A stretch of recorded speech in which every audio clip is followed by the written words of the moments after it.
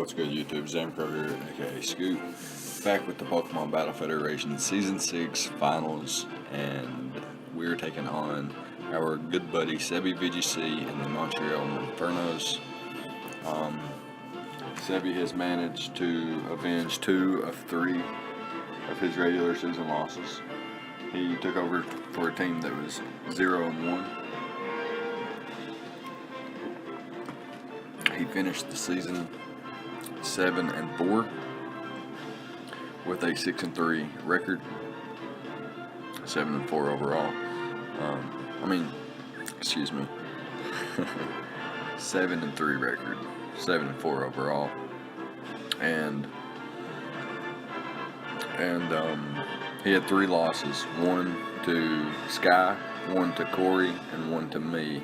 And so far, he's been able to avenge the loss to Sky and the loss to Corey. So now he has an opportunity to avenge his loss to me. And we've got our hands full.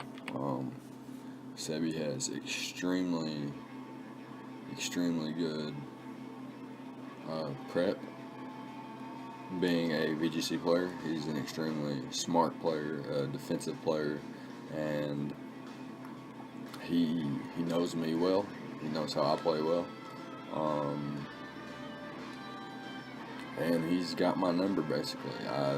I've defeated him not many times, once, and that was earlier this season, and it was that PP war, so not the best showing, but yeah. So let's talk about Sebi's team. He's got Tapu Fini, Megaladios, Ferrothorn, Buzzwole, Gliscor, Magnezone, Alola Marowak, Sneasel, Porygon Z, his Z captain, Staraptor, and Tentacruel. And our team hasn't changed all season. We have our Z captain Celesteela, Mega Charizard X, Clefable, Krookodile, Suicune, Delmage, Jolteon, Hitmonlee, Mesprit, Swellow, and our boy Protein Greninja.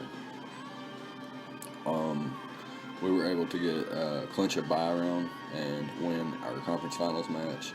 And yeah, here we are in the finals. League championship. So, let's just talk about our team, I guess. We got our boy Greninja here, which is a designated lead, no matter what he brings. Got the focus sash, so I'll leave anyone hit, and can taunt or get my spikes up, or just suicide lead with like dual stab into like Dark Pulse into Dark Pulse or Surf into Surf or something like that. I have enough speed investment to outpace base 115s, such as Sneasel, which his team has. Dark Pulse and Surf hits everything neutrally, minus Tapu Fini. Spikes pressures Tapu Fini and Tentacruel to defog and spin, respectively. And Taunt prevents different kinds of statuses and prevents defog from Tapu Fini and Toxic Spikes from Tentacruel, which is really nice. As well as some stealth rockers that my opponent might like to bring. But I have enough special attack investment to 2-hit KO, max HP Magnezone, and max HP Megaladios, and Buzzwole and Gliscor as well, with Dark Pulse and Surf respectively. And yeah, that's just about it for Greninja. I've debated a different variant, more of an offensive variant with like 4 attacks and a Life Orb, or 4 attacks and an Expert Belt or something.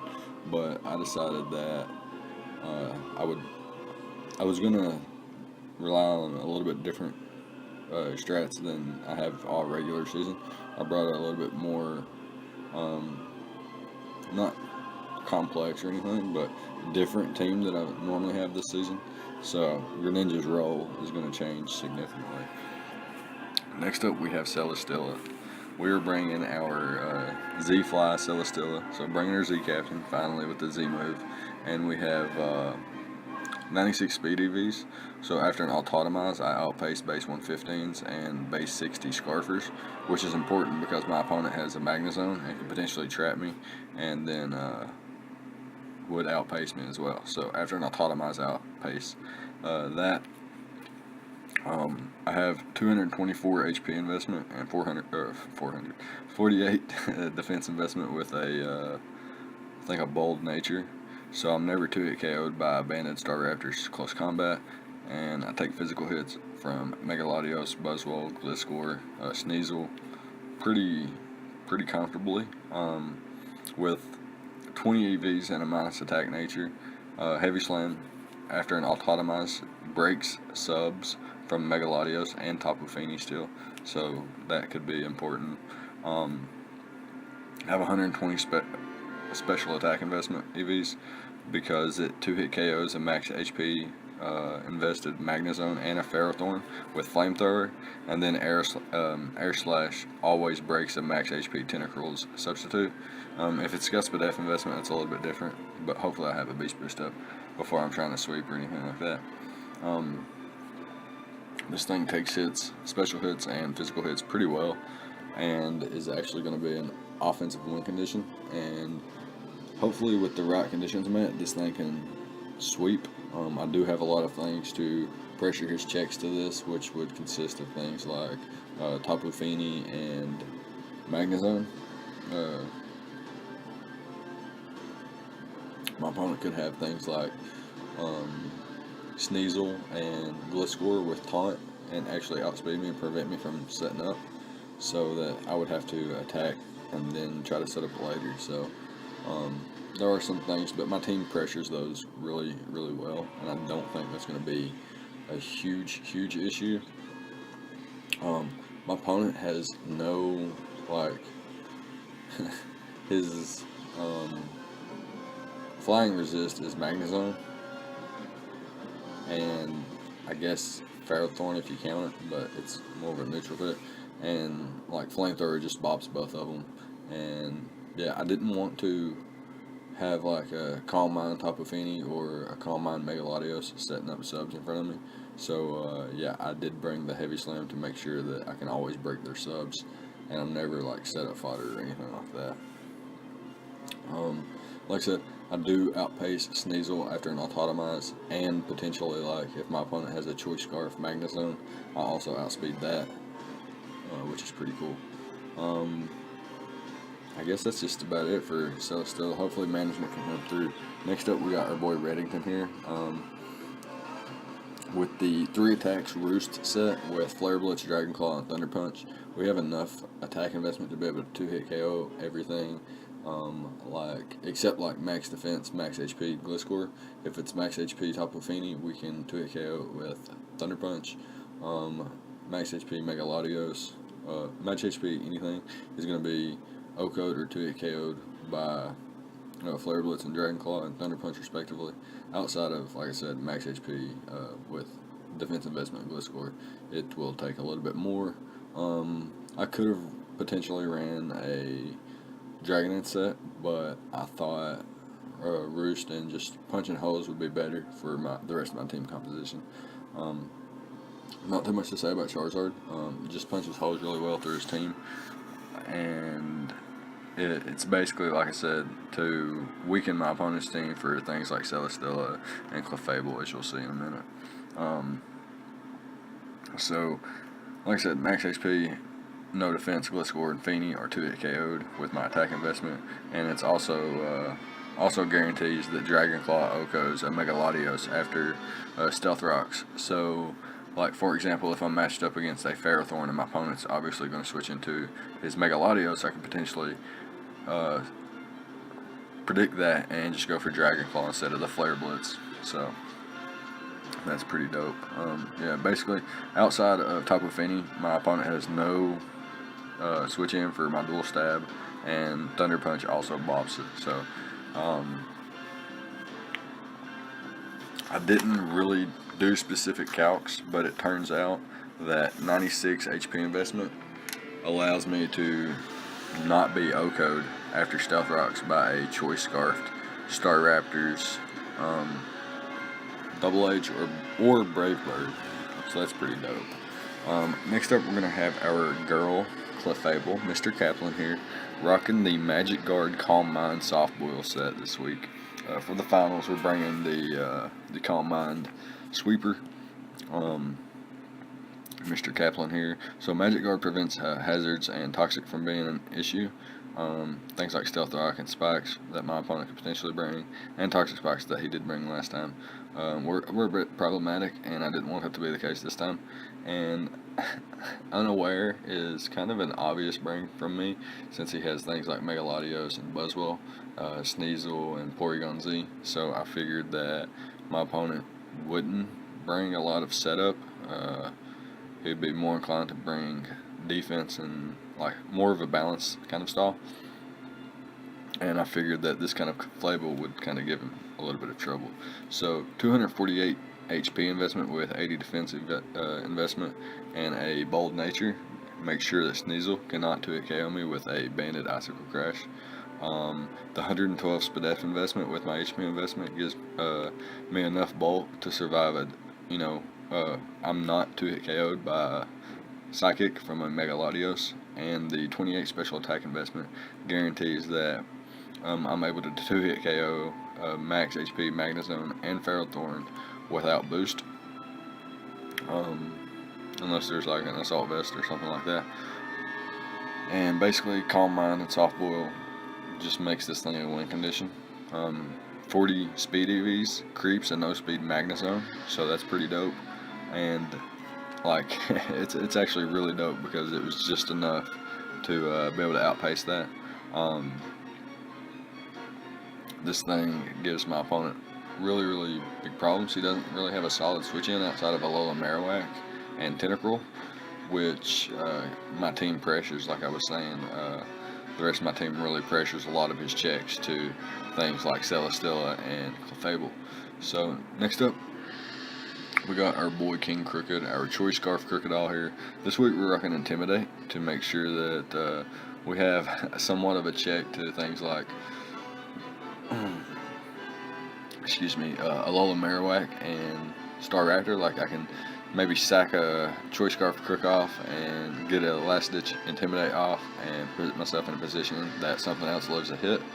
I didn't expect Choice Scarf Crook to sweep, so I don't really want Moxie because it's not the game plan. It's not the kind of Choice Scarfer. This is more of a trapper kind of set, so that I can trap things that I want to and like get rid of items and guarantee that I can get Stealth Rocks up. So that's basically the idea behind this thing. I didn't do any specific calcs for my offensive investment. I just have max attack just for maximum damage output. I wanted to be able to hit things as hard as possible. Knock Spam is nice in general. Ridding Mons of their items is nice in general. Pursuit to trap Magnezone is really nice because it helps Celesteela. Pursuit trapping Alola Marowak helps Celesteela and Clefable. Could potentially catch Tentacruel on the switch in, or if I come in on Tentacruel, I could potentially Pursuit trap it as well and get some nice damage off on it. I'm walled by things like Blitzcore and Buzzwole, but like my team supports Crocodile, and Crocodile supports my team so well that it'd be okay to run this set. Earthquake Chip on Pharaoh is good. Earthquake Chip on Tapu Fini and Buzzwole is good. Knockoff and Pursuit Chip on key Pokemon could open doors for Celesteela, Charizard, and Clefable. So that's basically the idea behind it. And Scarf Rocks basically guarantees rocks up at one point during the game, if I so choose. Like there shouldn't be a reason that I can't get my rocks up. Is what I'm saying. But yeah, that's just about it for King Crooked and our Crocodile. Next up, we got our boy Suicune here, rocking a similar set to the last time we played. We're rocking enough defense investment with 248 HP investment, 156 defense investment with 96 special defense investment with a special defense boosting nature and 8 speed EVs. This allows me to check Buzzwole and Sneasel and Alola Marowak on the physically defensive side, and on the special defensive side I take a Draco Meteor into Draco from Megalodios, and also take special hits from things like Porygon Z and Magnezone outside of like Thunderbolt. Protect is good for scouting. It's also good for leftovers recovery and like wasting turns of misty terrain, so that's pretty dope. I can scout for Specs and Scarf on things like Porygon Z and Magnezone. So if I suspect a choice item, I can pivot into like Crook or Choice so Charizard. So I got Roar to stop a substitute or a bulk up Buzzwole, Calm Mind, Lottie, Swords Dance Sneasel, any kind of Baton Pass shenanigans from Gliscor, and Swords Dance Alolan Marowak. And like I said, my opponent has things like Buzzwole and Gliscor that can be potential problems, and things like Scarf Staraptor or Choice Band Staraptor. So I have the Reflect here, so that if I know my opponent's going to switch out at any given time, I can just throw up a Reflect and then start like pivoting around, trying to get in a good position, knowing that I have a Protect Up to boost all of my Pokemon's defenses. So yeah, that's just about it for our prep. I think we've got a pretty solid team, and hopefully we can grab us a W. So let's go ahead and hop into the replay, and we'll be right back. Alright, so here we are with the replay, and my opponent chooses to bring his Gliscor, Porygon Z, his Z Captain, Staraptor, Tapu Fini, Ferrothorn, and the Magnezone. So a little bit different team than he brought from the last time, but that's expected. I did not expect him to not bring Tentacruel. That's a plus for me. This actually would have been a really solid match if I'd have brought the offensive Greninja that I wanted to bring, or that I brought last time. So that's pretty dope. But unfortunately I didn't bring that set of Greninja. Greninja is, however, my designated lead. It doesn't beat everything, but it does what it's supposed to do versus everything that he could potentially bring. And yeah, it lets me scout. So that's what we're going to do. We're going to lead off with Greninja. Potential leads for him are Choice Scarf Staraptor, if he is Choice Scarf, or if he's a Choice Scarf Magnezone. Either of those could Volt Switch or U-turn out. And Ferrothorn to set up, hazards. But I do have Charizard, so he's probably more inclined to not ever lead with Ferrothorn or bring it in off of a switch initiative move. Tapu Fini is also a likely lead. He could potentially just want to defog Spikes Away or Toxic Spikes Away that lead Greninja might want to set. I do have two potential rockers being Clef and Clef and Crocodile, so he could want to potentially lead with Tapu Fini to catch those two off guard with stuff like Taunt, Haze, and Moonblast, Nature's Madness, etc. So yeah, I'm just going to lead off with Greninja, and we'll see what he leads off with. He leads off with a Staraptor, so I'm a little bit inclined to believe that he is Choice Scarfed. It does make sense versus my team, how he could just U-turn into something like Magnezone and trap a potential Celesteela, and then Volt Switch around and yada yada yada. However, my play here is just go ahead and set up a Toxic Spike, a layer of Spikes. He does get a critical hit on turn 1, so it's looking a little bit unfortunate for me this match. And I'm a bit scared at this point already. So yeah, we're gonna see what my opponent wants to do here. He could potentially defog or just throw off a Moonblast and get rid of me. My play here is to set up another Spike. However, doing that allows him to potentially defog on the following turns, or throw off Hazes and other taunts, like other status like taunt, excuse me. So I'm actually going to throw off a taunt of my own after I set up my Spikes here. So yeah, and my opponent just throws off a Moonblast as I get my Spike up, preventing him from defogging though, and I'm in a decent position here. He can't taunt me, he can't haze me, and he can't defog the Spike away. So I'm just going to go out into Clefable here and start applying some offensive pressure by clicking Calm Mind. My opponent goes straight for the Nature's Madness. However, I'm going to Soft Boil on the following turn. That way I'll be at higher health. And now I can just click Flamethrower here, and I'm guaranteed to 2-hit KO, but I could potentially OHKO here, so that would be really cool if I could do that. However, it's not a big deal if I can't. I'm just going to click Flamethrower here and see how much damage I can do. It does 82%, and yeah, I do live the Iron Head pretty comfortably. Would have lived a Gyro Ball as well. So I'm able to 2-hit KO my opponent there. And here he brings in his Magnezone. So I know I'll 100% live any hit, even if he's Choice Specs Flash Cannon. And I want to get damage on this thing. If I can damage this thing, first of all, if he if he's a choice variant and he locks himself into an electric type move, he's not going to be able to knock me out, and I'll be able to 2-hit KO him regardless of his set. However, if he is if he does lock himself into or if he goes for the steel type attack, if he goes for flash cannon here, he should be able to 2-hit KO me.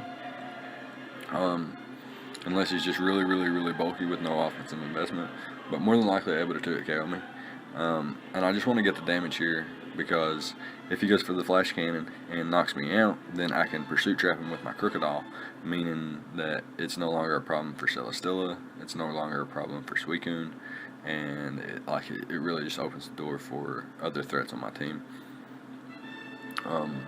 So that's what I'm going to do here. I'm going to click Flamethrower, but my opponent clicks Flash Cannon and gets a critical hit, and that's going to be very, very, very game changing. What I could have did there was the fact that I 100% lived is I would have got Flamethrower damage off. I would have did at least half, even if it's an Assault Vest variant, and I would have put him in range to where I could come in with Crocodile and click Pursuit or click Knockoff.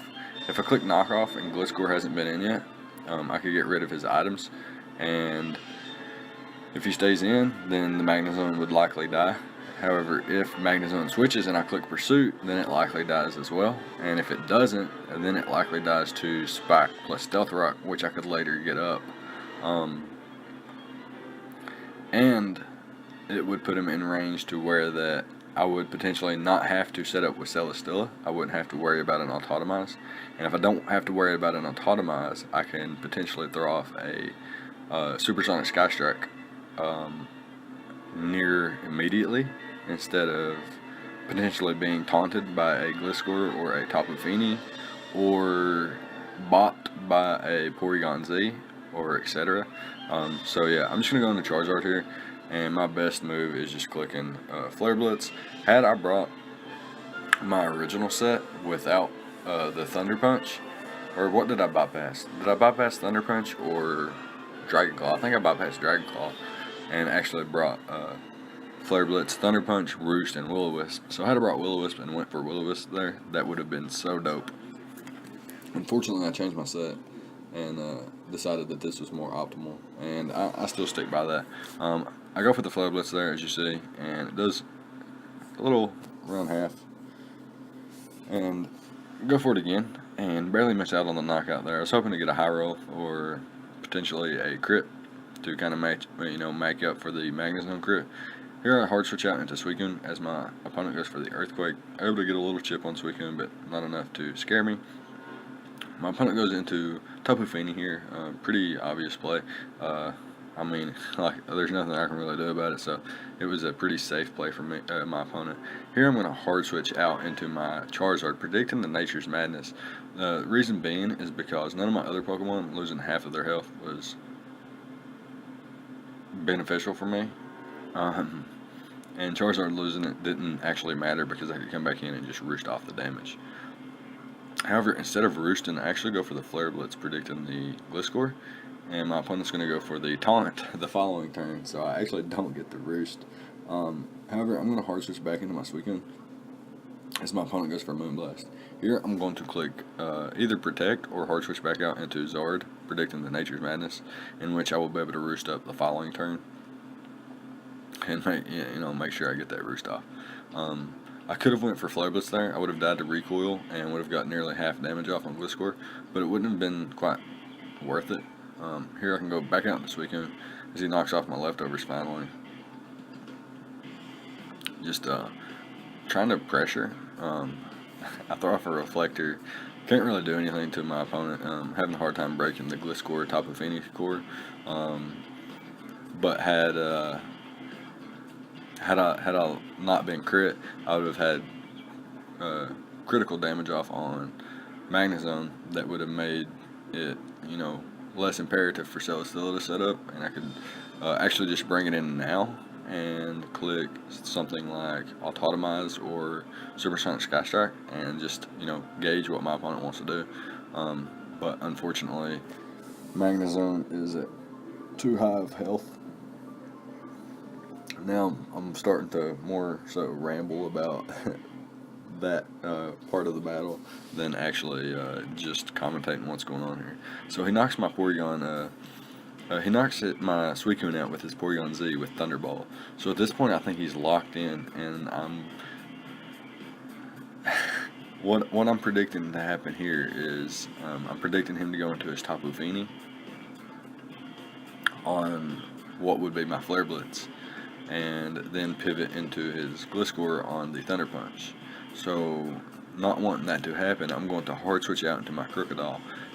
Mind you, if I just click Flare Blitz here, he just dies. The Porygon Z dies, no matter its bulk investment.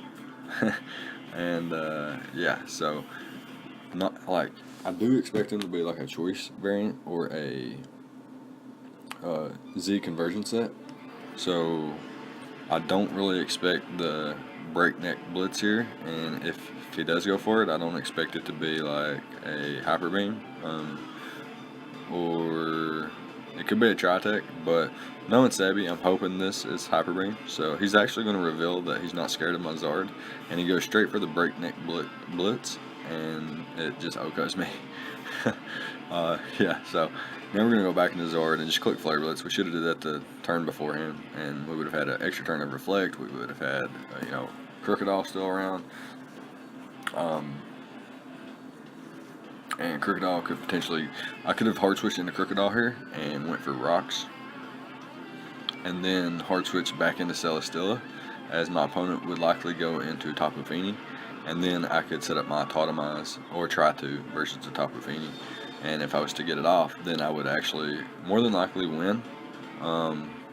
If I was to get, my Supersonic Sky Strike and get the boost afterwards, or if he, switches into the Magnezone on my Supersonic Sky Strike, and then I go for the Flamethrower and knock it out, I would get the boost that way. If he prevents the boost though and plays around my Supersonic Sky Strike well, he could potentially still win. But like at this point, like I can't even get the Autotomize up, and I can't. There's no way to get the boost if I can't get the Autotomize up at this point. So I do keep trying. It's my only way to win, actually. Hoping that my opponent would choke, but he doesn't. He's a solid player. He's not going to choke away the game, and brings in his Magnezone here and clicks the Discharge or Thunderbolt. I'm not real sure what it was. But yeah, he's going to be able to come away with the victory here. A little bit unfortunate. I was hoping for a super clean game and a super fun game. Definitely super fun, but not as clean as I was hoping for it to be. But my prep was there. I don't think I misplayed anywhere. And I think all my double plays were justifiable. And yeah, I stick by my plays and my prep. And yeah, that's going to be it for Season 6. We will be back for Season 7. And hopefully we can get back to the playoffs and win a title next season. We're not going to draft as hard. We're going to draft a little bit more things that we haven't used. We're going to try to expand our knowledge of Pokemon, and yeah, that's basically it. Let me know what you thought about the prep on both sides of the battle.